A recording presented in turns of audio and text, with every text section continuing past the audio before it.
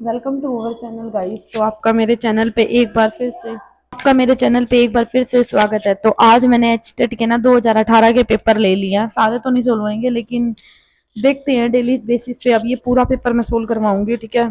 पहले 2018 से शुरुआत कर लेते हैं, फिर 2019, 20, 21, 22, 23 पे भी आ जाएंगे। तो टेंशन नोट, आपके एग्जाम से पहले तो मैं सारे ही पेपर करा दूंगी, ठीक है। वो मेरे ऊपर है कैसे कराने हैं, ठीक है। आप बस सीखने पे ज्यादा फोकस करो। ये मत देखना कितना कंटेंट मिल रहा है, क्या कुछ मिल रहा है, बट जितना भी मिल रहा है ना सारा इंपॉर्टेंट है, और 4 जुलाई के लिए तो मोस्ट इंपॉर्टेंट है, ठीक है।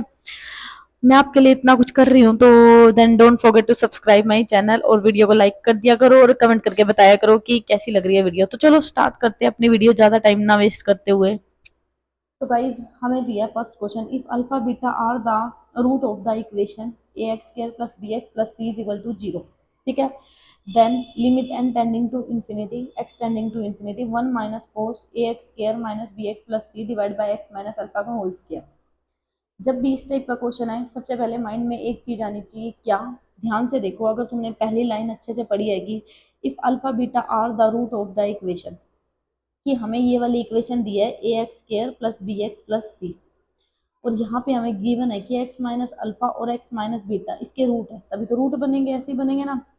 तो फिर इस लिमिट को सोल्व करो। इस क्वेश्चन को हम कैसे सोल्व करेंगे? सबसे पहले तो ये चीज हमें गिवन है, और इस लाइन यहाँ तक आपको पढ़ने के बाद ये चीज समझ आ जानी चाहिए थी, ठीक है। जिसको भी समझ आ गया है कि यस आप सही पढ़ रहे हो, बट जिसको नहीं आई वो देखो, ठीक है, मैं कैसे सोल्व कर रही हूँ।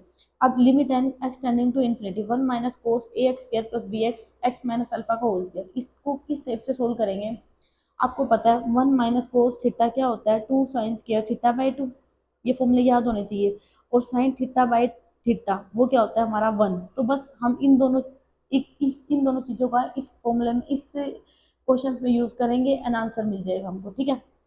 तो चलो सबसे पहले वन माइनस कोस थीटा की जगह हमने क्या पुट कर दिया? Two sine square theta by two, और यहाँ पे थीटा की वैल्यू क्या आती है? A x square plus B x plus C by में टू हो जाएगा, ठीक है। अब क्या करेंगे? साइन थीटा बाई थीटा बनाएंगे, यानी कि A x plus B x plus C का होल स्क्वायर बाई टू था ना, इसको एक बार मल्टीप्लाई कर देंगे, इसको एक बार क्या कर देंगे? डिवाइड कर देंगे, ताकि ये वैल्यू क्या आ जाए? वन हो जाए।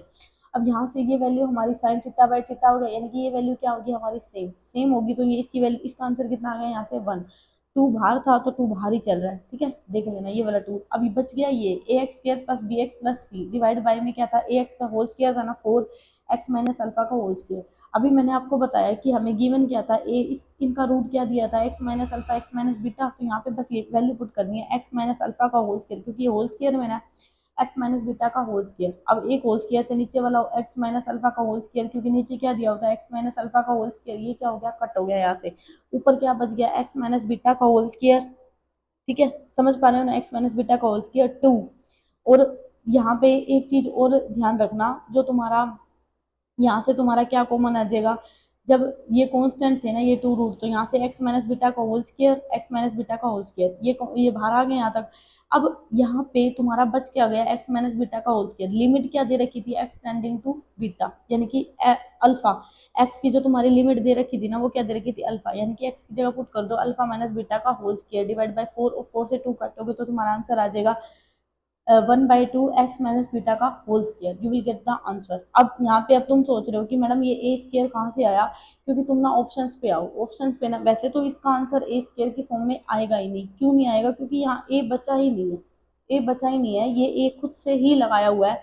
नहीं आना चाहिए यहाँ, मैंने मतलब जब सोल्व किया था तो गलत लगाया हुआ है, नहीं आना चाहिए। इसका आंसर आएगा one by two x minus beta का whole square.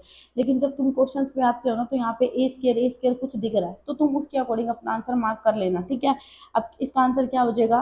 X A square by two x minus alpha का होल स्क्वायर, क्योंकि पॉजिटिव में आई है वैल्यू, तो आंसर नंबर ए क्या हो जाएगा आपका आंसर, ठीक है। ये ए ऑप्शन में दिया हुआ था तो आपने लगा, इसने लगा रखा है, बाकी यहाँ ए का कोई बनता ही नहीं है लॉजिक। ए आएगा कहाँ से?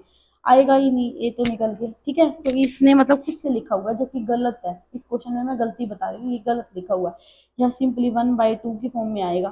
वन बाई टू का मतलब वन बाई टू, ए की जगह इसने क्या लगा रखा है? ए स्क्वायर लगा रखा है, एक्स माइनस बीटा का होल स्क्वायर, ठीक है। अब यहाँ ऑप्शंस में ए लगा हुआ था तो इसने यहाँ पे ए लगा दिया, बाकी इसका कोई लॉजिक नहीं बैठ रहा इसमें ए आने का। सो होप सो आपको ये वाला क्वेश्चन समझ में आया। अगर नहीं आया ना, एक बार वीडियो को दोबारा से पीछे कर लेना, आ जाएगा। बहुत अच्छे वे से समझाया। नेक्स्ट क्वेश्चन हमें दिया है कि इन a triangle A B C, हमें बी कितना दे दिया पाई/3, सी कितना दे दिया पाई/4, डी डिवाइड कर रहा है बी सी को इंटरनली 1:3 में। देन हमें ये चीज बतानी है, यानी कि साइन बी ए डी, यानी कि साइन अल्फा, ए को मैंने क्या मान लिया अल्फा और बी को क्या मान लिया बीटा, यानी कि अल्फा साइन अल्फा और साइन बीटा की हमें क्या निकालनी है, वैल्यू निकालनी है सिंपली। जब भी इस टाइप का कोई क्वेश्चन है ना, आपको क्या करना है, सबसे पहले जो गिवन कंडीशन है ना उसको बना लो, ड्रॉ कर लो, एक ट्रायंगल ड्रॉ कर लोगे। ट्रायंगल ए बी सी दिया था, बी हमें पाई/3, सी हमें पाई/4 और डी पे इंटरनली 1 और 3 पे जा रहा था, ठीक है। हमें साइन अल्फा निकालना है। जब भी हमें किसी भी एंगल के सामने वाले को निकालते हैं तो वो क्या बन जाता है, हाइपोटेन्यूज बन जाता है, पता है ना, ये नहीं वो परपेंडिकुलर बन जाता है, उसके जो सामने वाली है वो क्या बन जाती है, हाइपोटेन्यूज। तो यहाँ पे तुम्हारा परपेंडिकुलर क्या है 1 और हाइपोटेन्यूज क्या है एडी, ठीक है। सिंपली इसने क्या कर दिया, साइन थीटा 1 बाय में लिखा है ना, तो तुम अगर साइन अल्फा भी पुट करोगे ना, साइन अल्फा की वैल्यू क्या आ जाएगी पाई/3/एडी, ठीक है, जो कि मैंने यहाँ पे तुम्हें सिंपली बता दिया। लेकिन इसने इस टाइप से पुट किया हुआ है 1/अल्फा, मर्जी है तुम्हारी। देखो अगर तुम यहाँ साइन अल्फा की वैल्यू पुट करोगे ना, मैं यहाँ से डायरेक्ट बता देती हूँ कितना हो जाएगा 1 बाय में एडी, मतलब 1/1 क्यों लिखोगे, वन वन तो है ना इसके सामने, क्योंकि साइन अल्फा की वैल्यू लिखनी है 1। अब एक चीज ना और देखना, इसने यहाँ पे बाय में पता है क्यों लिखा, बाय में इसलिए लिखा क्योंकि ना ये रेशियो दिए हुए थे हमें इंटरनली।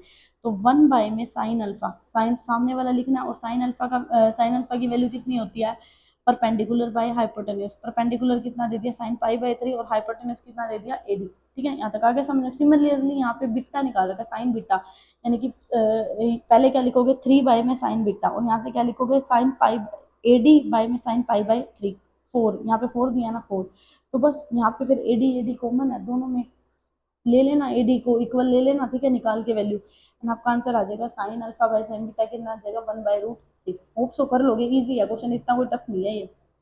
नेक्स्ट हमें दे दिया the number of solution of the following equation tan in, अब इसका ना सोल्यूशन बताना है, tan inverse x √x minus x plus 1 plus sine inverse √x² plus x plus 1 is equal to पाई/2।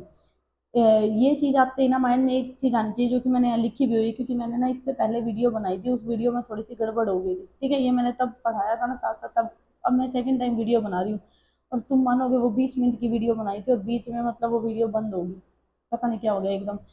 तो मैंने तब लिखे थे ये, इसलिए तुम्हें दिख रहा होगा थोड़ा पेंसिल से लिखा हुआ, मैंने पढ़ा के सेकंड टाइम बना रही हूँ मैं ये वीडियो दोबारा से तुम्हारे लिए। रियल सोल्यूशन बताने हैं, ठीक है। जब भी इस टाइप की कंडीशन होते हैं तो सबसे पहले माइंड में जब क्वेश्चन आए तो माइंड में आना चाहिए cos inverse x plus sine inverse x is equal to क्या आता है पाई/2, ठीक है। कब होते हैं, जब ये एंगल इनके क्या होते हैं, इक्वल होते हैं, ठीक है, इसलिए मैंने पेंसिल से लिखा हुआ था, मैंने पहले पढ़ा दिया था एक बार, अब देखना कितने क्वेश्चन पेंसिल से मिलेंगे, जितने उतने मैंने पढ़ा दिए थे, ठीक है। बस सिंपली यहाँ टेन इनवर्स है ना, हम क्लास 10th में पढ़ के आए थे, साइन को कोस बना दो, कोस को टेंजेंट बना दो, टेंजेंट को कोस बना दो, बना सकते थे। टेंजेंट क्या होता है, आधार बटे कर्म, सॉरी आधार बट लंब बटे आधार, वैल्यू पुट कर दो, यहाँ से ये वैल्यू निकल जाएगी पाइथागोरस का यूज करके, एच की वैल्यू कितनी निकल जाएगी यहाँ से आपकी √x² प्लस एक्स प्लस 1, यहाँ से निकल गई। कोस थीटा होता है क्या, कोस थीटा होता है हमारा आधार बटे करण 1 बाय में ये आ जाएगा। अब इन दोनों की वैल्यू को क्या रख लो, इक्वल रख लो, ठीक है। यहाँ से तुम सोल्व करोगे एक्स की वैल्यू क्या आ जाएगी, एक्स इज इक्वल टू 0 और एक्स इज इक्वल टू -1, कितने सोल्यूशन आ गए 2, ठीक है। तो ये आपका ये क्या हो गया आंसर, कर लोगे ना, होप सो ईजी है यहाँ तक तो। नेक्स्ट क्वेश्चन हमें दिया है, इसमें ध्यान से देखना, हमें दिया है कि if sine inverse x is equal to पाई/5 for some x belong to -1 से +1 then the value of the cos inverse x. अभी मैंने क्या बताया था, sine inverse x plus cos inverse x क्या होता है पाई/2 होता है, बस यहाँ पे आपको पाई/5 दिया है, पाई/2 माइनस पाई/5 लगा दो, आंसर आ जाएगा 3 पाई/10, कर लोगे ना। नेक्स्ट हमें दिया है, ये मैं ना आपको सोल्व करवाऊंगी पूरा, ठीक है, इसलिए ये वाला क्वेश्चन एक बार यहाँ पे छुड़वा रही हूँ, क्योंकि पॉइंट ऑफ इन्फ्लेक्शन मैंने आपको ड्रिटर प्लस बी में भी बताया था, पॉइंट ऑफ इन्फ्लेक्शन क्या होता है, इसको मैं खुद सोल्व करवाऊंगी, यहाँ पे मैंने गलत सोल्व किया हुआ, ठीक है, इसलिए इस क्वेश्चन को मैं छुड़वा रही हूँ। जैसे मैं सोल्व नहीं करवाती एक एक स्टेप से, तो इस क्वेश्चन को मैं वहाँ पे इंक्लूड करूंगी, ठीक है। नेक्स्ट क्वेश्चन है हमारा द फंक्शन, ऐसा अच्छा नहीं लग रहा, अब ठीक लग रहा है ना। The function f of x is equal to sine की पावर 4x प्लस कोस की पावर 4x इंक्रीजिंग।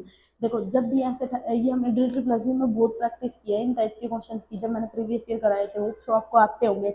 जब भी इंक्रीजिंग फंक्शन हो ना तो एफ डैश एक्स क्या होता है ग्रेटर देन 0, और जब डिक्रीजिंग की बात हो तो एफ एफ डैश एक्स क्या होता है, लेस देन जीरो। इंक्रीजिंग बस सिंपल है, लगा दो, इसका कर दो डेरिवेटिव, डेरिवेटिव करते ही यहाँ पे आपकी वैल्यू आ जाएगी। साइन की वैल्यू किस में है, ये कर लोगे, मैंने बहुत प्रैक्टिस करवाई हुई है। और एक बात और याद रखना, जब साइन एक्स और कोस एक्स जब दोनों इक्वल हो जाते हैं ना, तो एक्स की वैल्यू पाई/4 होती है, ठीक है, क्योंकि ये दोनों इक्वल उसी पे ही होते हैं, क्योंकि साइन पाई/4 और एक्स कोस पाई/4 क्या होता है, 1/√2, ठीक है। तो इसलिए यहाँ पे वैल्यू कितनी होती है, पाई/4। तो यहाँ से देखो ये तुम्हारी कंडीशन बन जाएगी, मैंने लिखा भी हुआ है स्टेप बाय स्टेप, कर लोगे ना, ईजी है। नेक्स्ट हमें दे दिया, if log 10 to the power x - 1 and log 10 to the power x plus 3 be the three consecutive term of the AP। देखो जब भी एपी आए ना, एपी आने पे मैंने पढ़ाया भी था और साथ साथ कराया भी था, ये आनी चाहिए माइंड में, 2b is equal to a+c। बस सिंपली a b c ये दिया हुआ है, यहाँ पे वैल्यू पुट करो, 2b is equal to a+c, यहाँ पे तुम वैल्यू पुट करोगे ना, देखो मैंने पूरा सोल्व किया हुआ है। यहाँ से जब तुम इसको सोल्व करोगे, अब ये 2 की पावर x में आ गया, अब थोड़ा सा ना इसको कम करने के लिए ना 2 की पावर x को t मान लो, y मान लो, जो तुम्हारा दिल करे वो मान लो, ताकि ये सोल्यूशन ना इजी वे में निकल जाए। यहाँ से t की वैल्यू क्या निकल जाएगी, -1, t की वैल्यू क्या निकल जाएगी, +5, तो यानी कि 2x की पावर एक बार 5 आ जाएगी। ये होगा नहीं क्योंकि 0 से इन्फिनिटी पे चलता है, इसलिए इस वैल्यू को निगलेक्ट करके चलेंगे। तो यहाँ पे कितना आ जाएगा, 2 की पावर x आपका कितना आ गया, 5, यानी कि x अब दोनों तरफ log ले लो, x log 2 is equal to log 5, log 5 by log 2, ये तुम्हारा क्या आ जाएगा आंसर, 2 की पावर 5। इतना हो जाएगा, इजी है, ज़्यादा वो नहीं है, ठीक है ना। अब नेक्स्ट क्वेश्चन हमारा इसमें, ये वाला नहीं करते, सबसे पहले ये वाला क्वेश्चन करते हैं। नेक्स्ट क्वेश्चन हमें दिया है, the pedal equation of the curve r की power n is equal to a की power n sin n theta, ठीक है। जब भी इस टाइप का क्वेश्चन है ना, माइंड में एक चीज़ आनी चाहिए, पैडल इक्वेशन के लिए, ये मैंने थोड़ा सा ना बड़ा तरीके से लिखा हुआ, मैं शॉर्ट में बता रही हूँ। पैडल इक्वेशन आए ना, देखो पैडल इक्वेशन आए, जब भी आए निकालनी हो, जैसे यहाँ पे दिया r की पावर n a की power n sin n theta, इसकी पैडल इक्वेशन निकालनी है, तो तुम्हारे माइंड में एक चीज आनी चाहिए, p/r होता है sin n थीटा, बस कुछ नहीं करना, p/r क्या होता है, sin n थीटा, यही आना चाहिए माइंड में पैडल इक्वेशन के लिए। तो यहाँ से r की पावर n, क्योंकि मैं ऊपर वाला दिखाऊंगा ना तुम कंफ्यूज हो जाओगे, यही जो मैं सिंपल करवा रही हूँ ना वो देखो, r की पावर n a की power n sin n theta की जगह p इंटू r, ठीक है। बस अब इसको सिंपली सोल्व कर लो, सिंपली सोल्व करोगे तो कितना आ जाएगा, r की पावर n ए की पावर n पी की पावर और आर की पावर क्या हो जाएगा, -1। अभी इधर इसको इधर ले आओ, तो यहाँ से इसको डायरेक्ट मल्टीप्लाई भी कर लेते हैं, तो भी तुम्हारा आंसर आ ही जाता है वैसे तो, बट लेकिन आर की पावर n में, हाँ इसको इधर ही ले जाओ ना, इसको इधर लेके जाओगे तो क्या इतना हो जाएगा, आर की पावर n+1, और यहाँ पे क्या हो जाएगा आपका ए की पावर n पी, बस यही वाला तुम्हारा आंसर है, यही पूछा हुआ था, देख लो, देख लो, ये रहा पी ए की पावर n, ये रहा आंसर। और मैंने यहाँ पे देखोगे ना तुम कंफ्यूज हो जाओगे, पता नहीं क्या क्या लिखा हुआ है, ठीक है। बस सिंपली ये रहोगे, पैडल इक्वेशन आए तो तुम्हारे माइंड में आना चाहिए p/r क्या होता है, sin n थीटा, ठीक है। सो अभी के लिए इतना ही, मिलते हैं कल। Thank you so much guys for watching my videos.